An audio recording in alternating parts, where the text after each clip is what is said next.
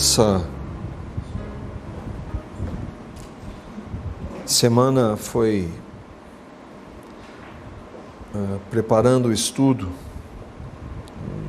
Nós estávamos assistindo um pastor que gosto muito, um homem de Deus, e ele trouxe uma palavra que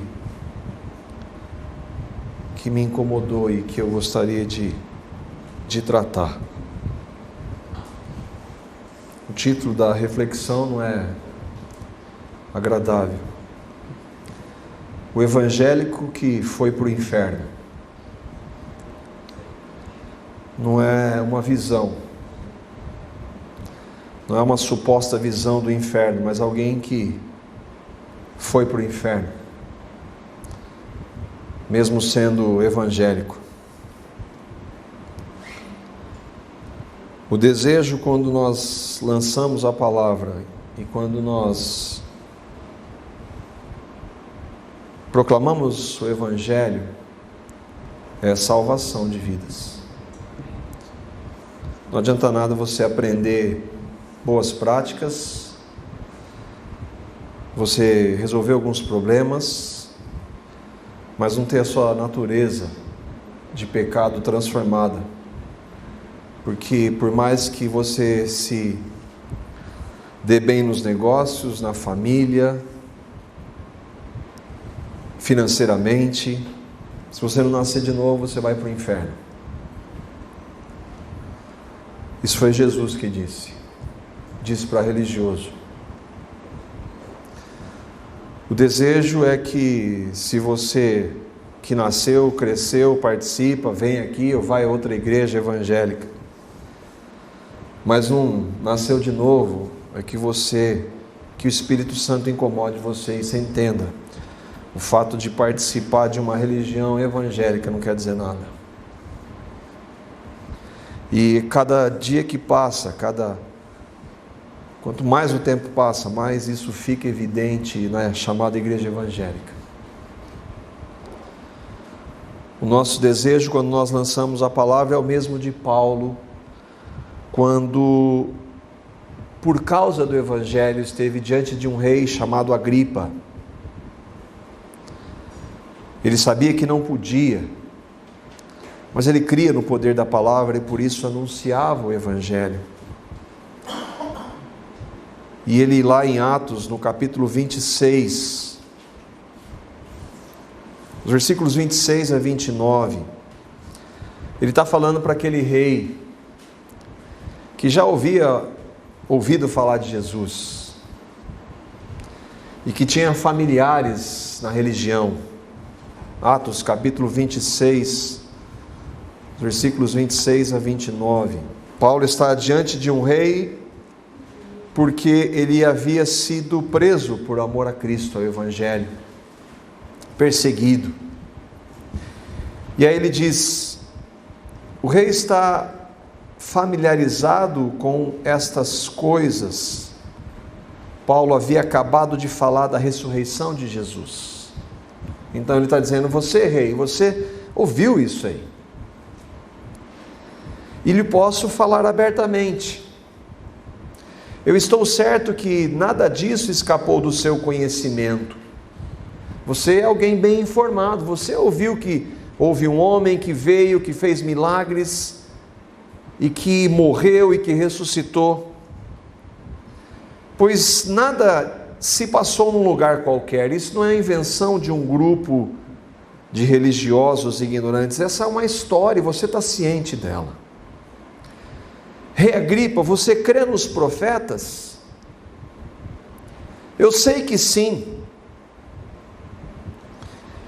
Então Agripa disse a Paulo: você acha que em tão pouco tempo pode convencer-me a tornar-me cristão? Você acha que com essa sua fala, Paulo, você aí preso, você acha que você pode me convencer com essas poucas palavras a crer em Jesus? Você acha que você pode me convencer de que eu sou um pecador e que preciso de Cristo? Você acha que você pode me converter? Paulo respondeu: em pouco ou em muito, peço a Deus, que não apenas tu, mas todos os que hoje me ouvem, se tornem como eu, menos como estas algemas. Eu quero que aqueles que estão me ouvindo agora, você e os demais, e que têm me ouvido a respeito de Jesus, a respeito da necessidade do novo nascimento, que vocês se tornem como eu, porque um dia eu fui contra o Evangelho, eu não cria no Evangelho, mas Deus me revelou essa verdade. Paulo reconhece que ele não pode convencer, por isso eu peço a Deus que não somente você, Agripa, mas todos aqueles que estão me ouvindo sejam convertidos a Cristo, nasçam de novo. Esse é o principal objetivo e deveria ser o principal objetivo de qualquer pregador, de qualquer um que se propõe a anunciar o Evangelho, de que aquelas pessoas que estão ouvindo recebam a Cristo, creiam em sua morte e ressurreição com Cristo e tenham suas vidas transformadas. O meu desejo é que você verdadeiramente creia. E crer de verdade, por consequência, é ter uma vida transformada. É amar a Deus mais do que todas as coisas. Mas assim como Paulo, eu não posso convencer você. O fato é que o próprio Paulo não convenceu Agripa. Agripa não creu no Evangelho. E há muitos evangélicos hoje que não creem no Evangelho. Isso é possível? É possível, tristemente. E um dos exemplos, talvez um dos maiores exemplos bíblicos, foi o homem chamado Judas Iscariotes. Ele era, por assim dizer, um evangélico. Quem que foi esse homem? A Bíblia diz que logo no início do ministério de Jesus, logo que Jesus começou, nos seus 3 últimos anos ali de vida aqui como um homem, como ele começou com milagres, realizar milagres e feitos sobrenaturais, inexplicáveis, já havia seguidores. E dentre esses seguidores, Jesus escolheu alguns. E o texto de Lucas, no capítulo 6, dos versículos 12 a 16, nós vamos identificar esse homem. Eu gostaria que você pensasse há 2 verdades em relação ao que nós vamos tratar. Uma é que ele era um homem que estava dentro do meio evangélico, assim como eu e você estamos. E outra é que ele era um líder evangélico. Num daqueles dias, Jesus saiu para o monte a fim de orar e passou a noite orando a Deus. Presta atenção no que vai acontecer. Jesus, quando as multidões, as pessoas seguiam Jesus, para ter um tempo a sós, ele se retirava, para ter um tempo com Deus. E nessa noite ele passou o tempo orando a Deus, com um propósito. Ao amanhecer, chamou os seus discípulos. Entenda que os discípulos eram aqueles que seguiam a Jesus. Mas infelizmente há discípulos que não são verdadeiros. Jesus ainda não havia estabelecido quem eram os apóstolos. Ele, daquele grupo que já estava seguindo Jesus. E o texto diz, ele chamou os seus discípulos, daquele grupo maior, e escolheu 12 deles. Selecionou 12 deles. Aqui mostra um relato geral. É claro que há um momento que ele vai lá, chama Mateus, ele chama Pedro, chama André, mas aqui está mostrando que foi ele quem escolheu, ele chamou esses 12 desses seguidores. Quando nós vemos que Pedro é chamado primeira vez, ele já havia ouvido falar de Jesus, estava entre esses, porque é o que nós acabamos de ver. Ao amanhecer chamou os seus discípulos, aquele grupo maior, e escolheu deles 12, a quem também designou como apóstolos. Os 12 eram apóstolos, os 12 escolhidos por Cristo Deus eram apóstolos. Simão, a quem deu o nome de Pedro, seu irmão André, Tiago, João, Filipe, Bartolomeu, Mateus, Tomé, Tiago filho de Alfeu, Simão chamado Zelote, Judas filho de Tiago e Judas Iscariotes. O nome era comum se dar o nome, o sobrenome, ou ele era associado ao filho de alguém, como Tiago, filho de Alfeu, ou ele era associado ao lugar de origem. E no caso, provavelmente Judas era vindo da uma cidade chamada Quiriote. E daí o seu nome. Olha o que o texto diz.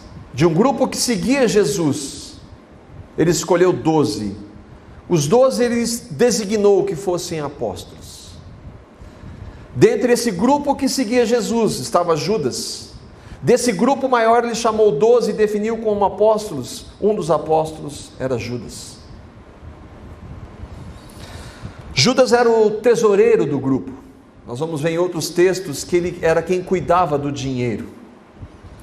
Ele tinha um ministério específico. E será que é coincidência o tratar de dinheiro? Judas viveu 3 anos com os apóstolos. Eles não se encontravam eventualmente, eles viveram juntos 3 anos. Se relacionou com eles, comeu com eles, viajou com eles, ouviu Jesus, se maravilhou com os ensinos de Jesus, como a multidão que ouvia falar de Jesus e se maravilhava com os ensinos dele. Viu os milagres de Jesus e participou dos milagres de Jesus. Em Marcos, no capítulo 6, Jesus estava em Nazaré, havia curado muita gente, e nesse momento multidões já seguiam Jesus, e os apóstolos com ele, andando com Jesus. Versículo 7, chamando os 12 apóstolos, já haviam sido escolhidos, dentre os 12 está Judas Iscariotes, chamando os 12 para junto de si, enviou-os de 2 em 2, 12, 6 duplas. Quem será que foi com Judas Iscariotes? Judas está lá. E deu-lhes aos 12 autoridade sobre os espíritos imundos. Judas Iscariotes tinha autoridade sobre os espíritos imundos. Andou com Jesus, ouviu Jesus, viu os milagres de Jesus, fez milagres em nome de Jesus. O que aconteceu depois da ordem? De onde você está tirando isso? Versículos 12 e 13. Eles saíram e pregaram. Heresias? Não. Foram enviados por Jesus. Pregaram arrependimento. Eles saíram e pregaram ao povo que se arrependesse. Os 12 anunciaram a verdade. Expulsavam muitos demônios, ungiam muitos doentes com óleo e os curavam. Judas andou com Jesus, ouviu Jesus, viu os milagres de Jesus, fez milagres em nome de Jesus, ensinou a verdade em nome de Jesus, expulsou demônios em nome de Jesus. Logo após a volta de Jesus ao céu, depois de Jesus ter morrido, ressuscitado, ficado por 40 dias na terra, os discípulos estavam junto com ele, e pouco depois dele ter voltado ao céu, lá em Atos, no capítulo 1, os versículos 15 a 17, Pedro vai lembrar de Judas. Naqueles dias, Pedro levantou-se entre os irmãos. Olha o contexto. Aqui, Judas já estava morto, havia se suicidado. Jesus havia morrido na cruz, ressuscitado, ficado por 40 dias, 500 pessoas viram. Aquelas multidões que seguiam Jesus estavam resumidas a 120 pessoas. E então, logo após a ascensão de Jesus, naqueles dias Pedro levantou-se entre os irmãos, um grupo de cerca de 120 pessoas, e disse: irmãos, era necessário que se cumprisse a Escritura, porque lembra quando Paulo fala: Agripa, você conhece os profetas? Os profetas anunciavam Jesus, os profetas anunciaram grande parte do ministério de Jesus, e uma das coisas que eles anunciaram foi a traição de Judas. Então ele está dizendo, era necessário que se cumprisse a Escritura que o Espírito Santo predisse por boca de Davi, a respeito de Judas. Deus, em sua soberania, em seu poder, governa a história, controla a história, sabe de cada fio de cabelo que está na minha cabeça e na sua, mas ao mesmo tempo não isenta cada um de nós das nossas decisões e responsabilidades. A profecia havia anunciado que Judas seria o traidor. Deus determinou? Não. Judas escolheu trair Jesus. E aí então ele diz a respeito de Judas, que serviu de guia aos que prenderam Jesus. Ele foi contado como um dos nossos. Imagina Pedro, Judas estava com a gente, teve participação nesse ministério, irmãos. Judas esteve conosco.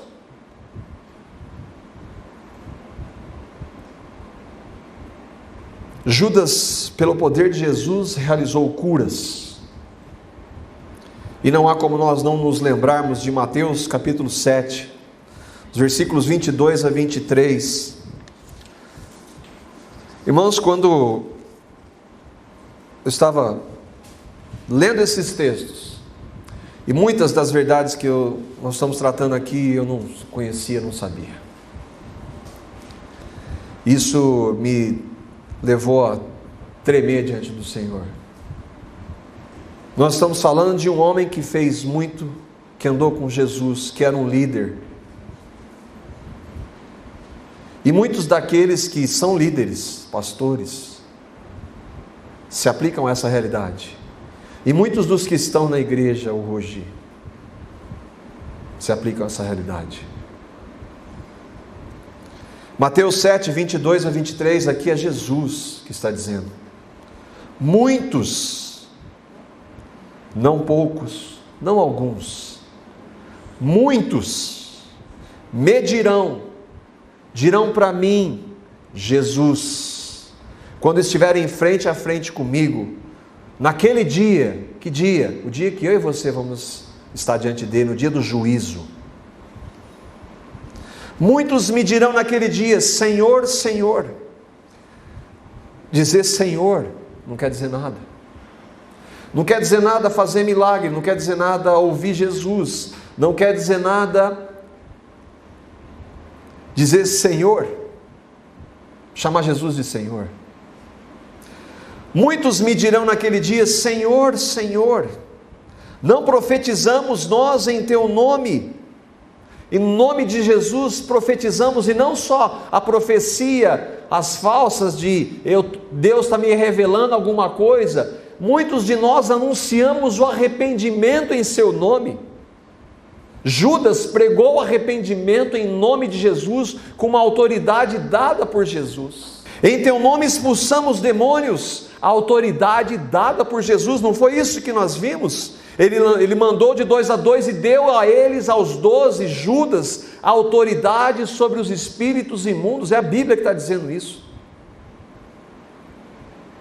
E não realizamos muitos milagres. Irmãos, Jesus não nega nada disso. Eles expulsaram demônios, profetizaram, fizeram milagres. Jesus não fala que eles não fizeram. Então lhes direi claramente, abertamente: nunca conheci vocês. Eu não sei quem vocês são. Eu não tenho relacionamento com vocês. Vocês são evangélicos, mas não me conhecem.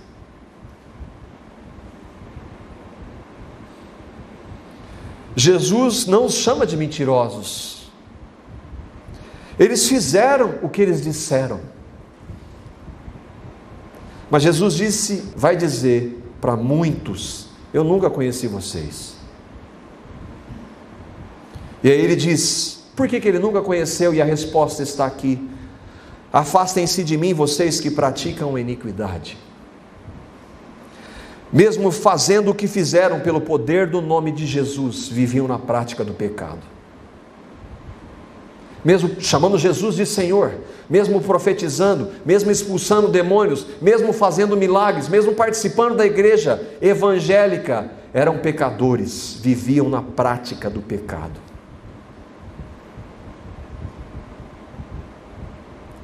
Como é possível expulsar demônios, fazer milagres, pregar a verdade e ainda assim não conhecer Jesus? Entende as implicações disso, irmãos? Não é só o charlatanismo, é muito mais sério que isso. Não são só aqueles que são fáceis de detectar pelas heresias que eles pregam, ou das profecias que eles anunciam e que não acontece. Isso é fácil. A questão é eu e você, evangélicos, será que nós não estamos nos encaixando nisso? Não no realizar, mas em viver na prática do pecado. Judas andou com Jesus, pregou, teve ministério, fez curas, mas Jesus nunca conheceu Judas. Por quê? Porque ele era pecador? Não. Os outros eram muito bons, né? Ou os outros eram melhores? Ou Jesus escolheu os outros porque eles tinham um pedigree? Não. Eram pecadores tanto quanto Judas.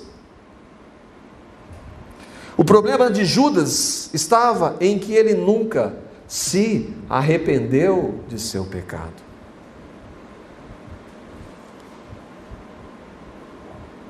Jesus, desde o início, sabia quem era Judas. E os discípulos,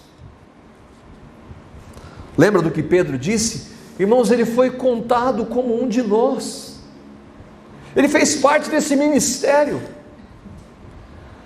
Pedro está dizendo, como pode? Lucas 22, versículos 14 a 17. Pouco antes de ir para a cruz, Jesus se reuniu para a última ceia. E ele estava com os seus 12 apóstolos ali. Jesus sabia, Jesus é Deus, ele sabia quem era Judas. Ele escolheu Judas. Havia um propósito específico na palavra, na escritura. Mas Judas era totalmente responsável pelas decisões dele. Quando chegou a hora, Jesus e os seus apóstolos reclinaram-se à mesa. Aqui ele está pouco antes de ir para a cruz. E disse-lhes, olha o que Jesus disse para eles: desejei ansiosamente comer essa Páscoa com vocês antes de sofrer. eu queria estar com vocês. Ele chama Judas de amigo. Eu queria estar com vocês nesse momento. Pois lhes digo, não comerei dela novamente, até que se cumpra o reino de Deus. Essa é a última ceia nossa aqui. A próxima vai ser no reino. Mas Judas não vai participar dela. Recebendo um cálice, ele deu graças e disse: tomem isto e partilhem uns com os outros. Ali nos versículos 21 a 23, um pouquinho à frente. Mas eis que a mão daquele que vai me trair está com a minha mão sobre a mesa. Os discípulos sabiam? Até aquele momento não. O Filho do Homem vai como foi determinado, mas ai daquele que o trai. E aí eles começaram a perguntar entre si, qual deles iria fazer aquilo? Eles não sabiam, até aquela hora, não sabiam, e só ficaram sabendo porque Jesus disse: Judas, vai e faz o que você tem que fazer. E eles perguntaram: Senhor, sou eu? Será que sou eu, Senhor?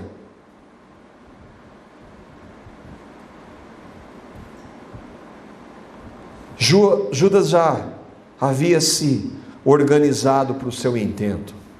Ele não era inocente. Mesmo fazendo parte, ele nunca creu.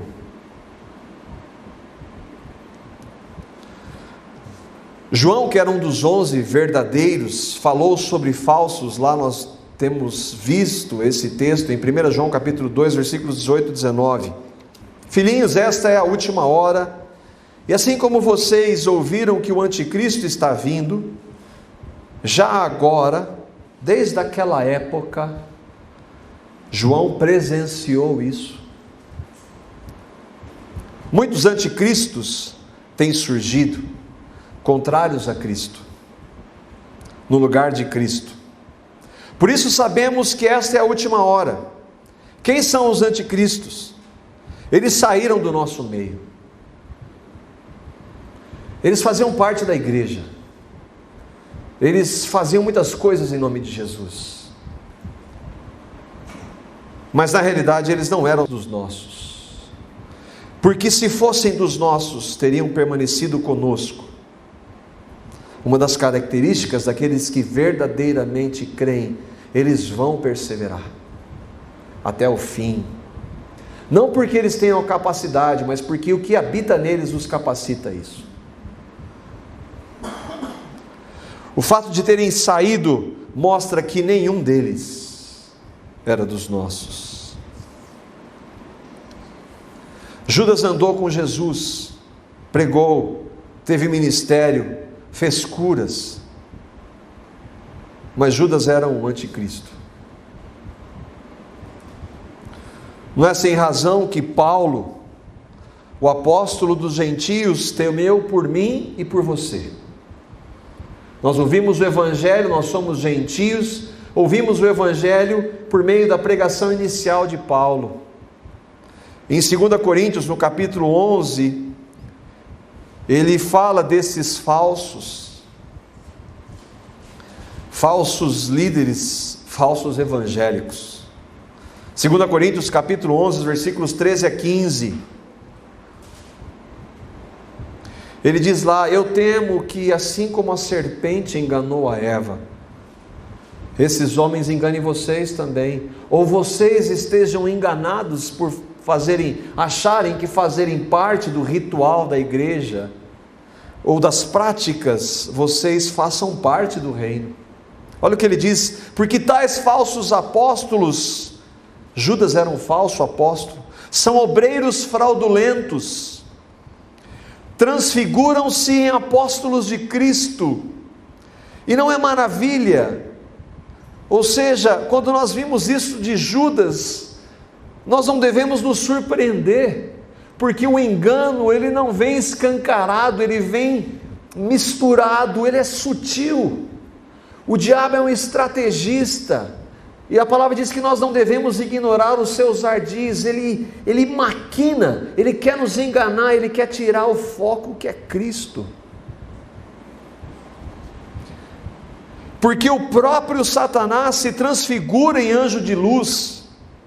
Não é muito, pois, que os seus ministros, os ministros do diabo, se transfigurem, usem roupagem, linguagem, sinais de ministros ou em ministros de justiça, o fim dos quais será conforme as suas obras. Que obras? Vivem na prática do pecado. Não há arrependimento, ouvem e não há tratamento. Judas foi um evangélico que nunca creu no evangelho, e de acordo com a palavra, ele foi para o inferno. Jesus disse: ai daquele que trai o Filho do Homem, melhor lhe seria não haver nascido.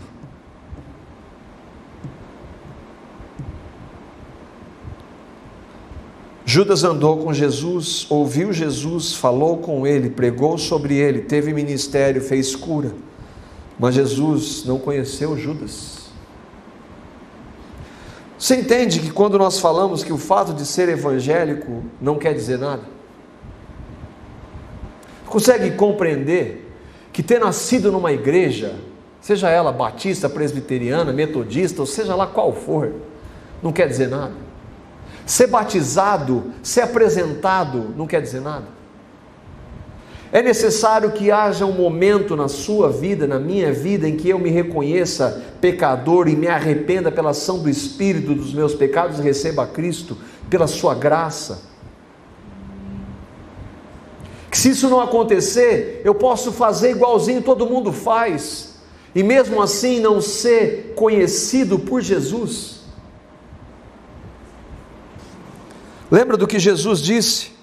Nem todo que me diz Senhor, Senhor, entrará no reino dos céus, mas apenas aquele que faz a vontade de meu Pai, que está nos céus. Qual é a vontade de Deus Pai? 2 Pedro, capítulo 3, versículo 9. Pedro está falando da volta de Jesus. Alguns estavam fazendo piada, que esse negócio de Jesus voltar, os pais já morreram e ele não veio, isso aí é história, isso aí é invenção, mito.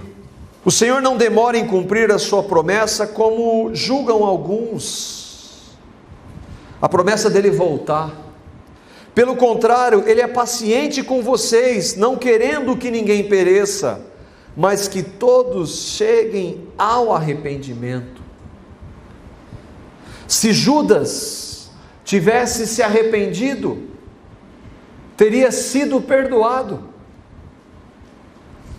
Qual a diferença de Judas com os demais apóstolos? Nenhuma. Qual a diferença entre Judas e eu e você? Nenhuma.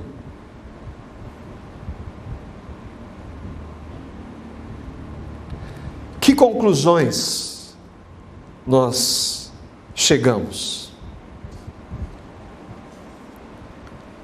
Fazer parte da igreja evangélica não quer dizer nada. Fazer sinais, falar a verdade, ouvir, se dizer, usar o linguajar evangélico, não quer dizer absolutamente nada, se não houver conversão genuína, se não houver arrependimento. Como é que você pode saber se você creu de verdade?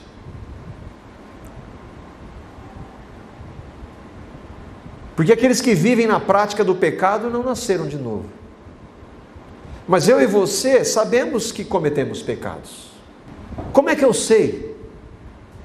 Como é que você sabe? Porque nós estamos vendo aqui que participar não quer dizer nada. Você está entendendo isso que a gente está vendo? A palavra é verdade ou não? É uma interpretação desconexa do que a Bíblia diz, ou é o que a Bíblia diz? Vamos ver 1 João. O que João tem a dizer? para que eu e você saibamos, se você tem convicção absoluta, se você crê verdadeiramente no Evangelho, se naquele dia Jesus vai dizer, vem aqui, eu conheço você, ou Ele vai dizer para você, eu nunca conheci você. Você ia lá domingo, ouvia, falava, participava, mas eu não conheço você porque você vivia na prática do pecado. 1 João capítulo 3, versículo 24. Primeiro, você entregou, houve um momento na sua vida, que você entregou a sua vida para Ele?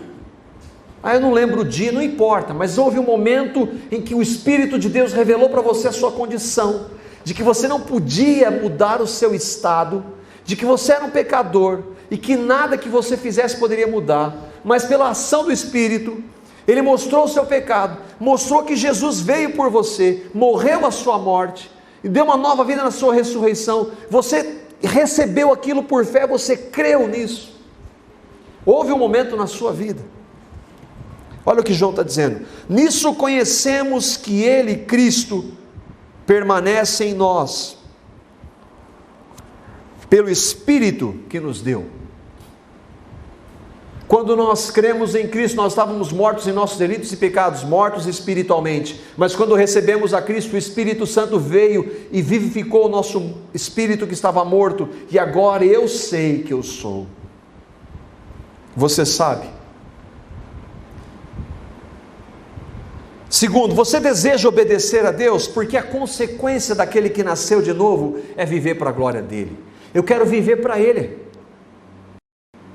eu quero viver de maneira que Ele seja honrado e seja glorificado em todas as minhas ações, os meus atos. João está falando para quem nasceu de novo. Sabemos que o temos conhecido por isto, se guardamos os seus mandamentos. Mas nós não somos salvos pela graça? Quando nós somos salvos pela graça, nós queremos obedecer a Deus. Eu sei que se eu não vou obedecer tudo, nós vamos ver isso daqui a pouco, mas eu quero obedecê-lo, eu quero fazer a vontade dEle, por amor a Ele. Então, se nós guardamos os seus mandamentos, aquele que diz eu conheço e não guarda os seus mandamentos é mentiroso, e nele não está a verdade. Eles vão dizer naquele dia, Senhor, nós não fizemos isso, não fizemos aquilo, não fizemos aquilo outro, apartai-vos de mim, porque eu não conheço vocês, porque vocês vivem na prática da iniquidade.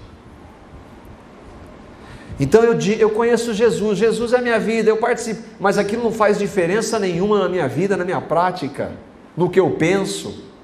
Então tem alguma coisa errada. Não porque eu tenho que fazer para agradar a Deus, é porque se Deus habita em mim, Ele vai me transformar, Ele vai mudar. Não é que agora eu vou obedecer os mandamentos para provar que eu nasci de novo. Não, é que eu nasci de novo, eu vou obedecer uma consequência. E para isso você precisa olhar para a sua vida e para saber, há essa mudança em mim? Terceiro ponto. Primeiro, você entregou sua vida, houve um momento que você recebeu a Cristo, e a partir disso você desejou viver para a glória dEle. O terceiro, você vive na prática do pecado? Viver na prática do pecado eu sou confrontado com a palavra, ela diz, Marco, isso não é a minha vontade, não dá nada, não, eu faço, eu vivo na prática, eu não me importo com o que Deus tem a dizer para mim, o que Ele tem para mim na minha vida, eu quero viver assim mesmo. Então isso é uma evidência de que não há novo nascimento.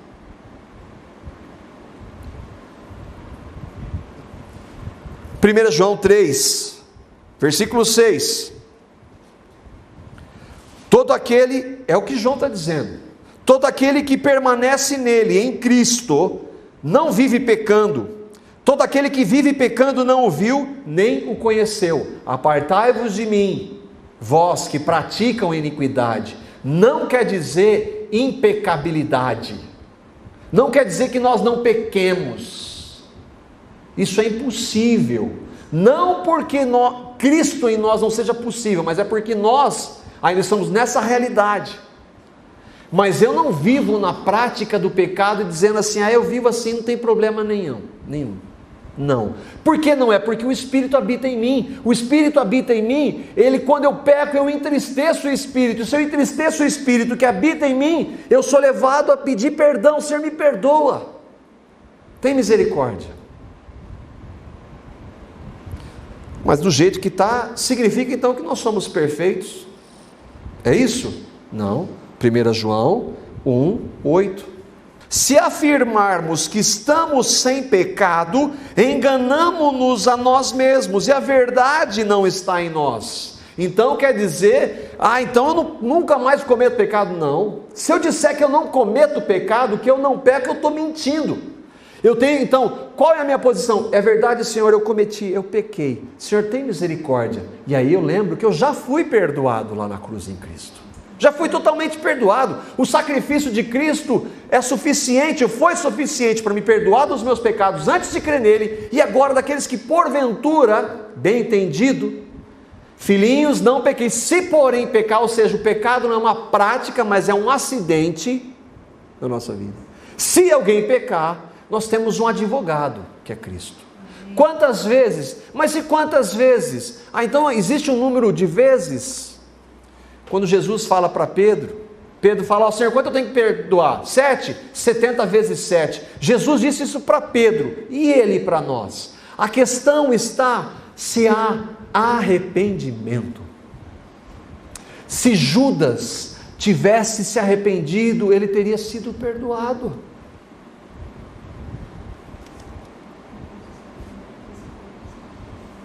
Qual a sua reação quando você peca? O quinto, 1 João 1:9. Se confessarmos os nossos pecados, irmãos, é João que está dizendo, João que andou com Jesus, o discípulo, o apóstolo amado de Jesus, ele acabou de dizer que se nós dissermos que não temos pecado, então ele está incluso nisso, nós somos mentirosos. Então eu, João, cometo pecados.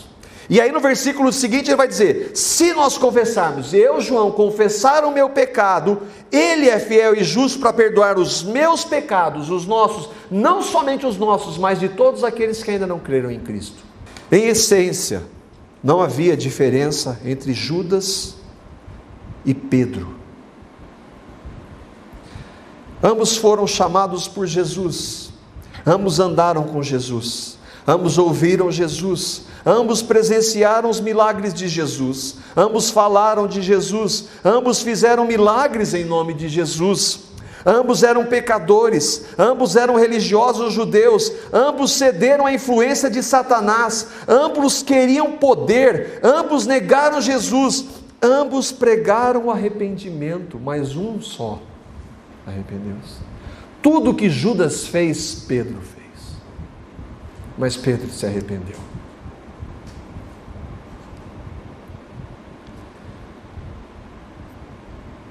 Onde que você se encaixa?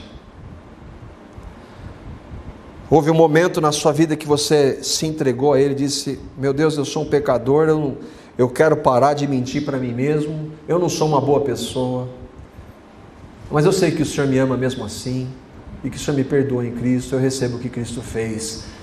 Diz, tem misericórdia de mim, Senhor. Você deseja obedecê-lo? E quando você peca, há um entristecer do Espírito? Ou você nega a Jesus? A nossa maior necessidade é crer no que Cristo fez e não participar da religião evangélica. Participar da igreja evangélica não quer dizer nada. Eu espero que você creia, seja como Pedro, um pecador, mas que se arrependeu e creu em Cristo. Obrigado, Pai, porque é pela Tua misericórdia e pela Tua graça que nós somos salvos. Senhor, a Tua palavra diz que nós somos justificados pelo que Cristo fez, nós não somos boas pessoas, nós somos pecadores, nascemos em pecado, não há nenhum bom, a Tua palavra diz, e é por isso que nós precisamos do Teu Filho, porque Ele sim pode, Ele sim pôde e já fez no seu sacrifício, na sua morte e ressurreição, nos dando uma nova vida. É só por meio dele que nós podemos ter acesso a Ti. É só por meio dele que nós podemos chamá-lo de Pai. É só por meio do que Ele fez por nós que nós podemos Te conhecer. Pai, é só por meio do Teu Espírito que nós podemos crer. Revela essa verdade por misericórdia a todos os que estão aqui. Senhor, é da Tua vontade, a Tua palavra diz.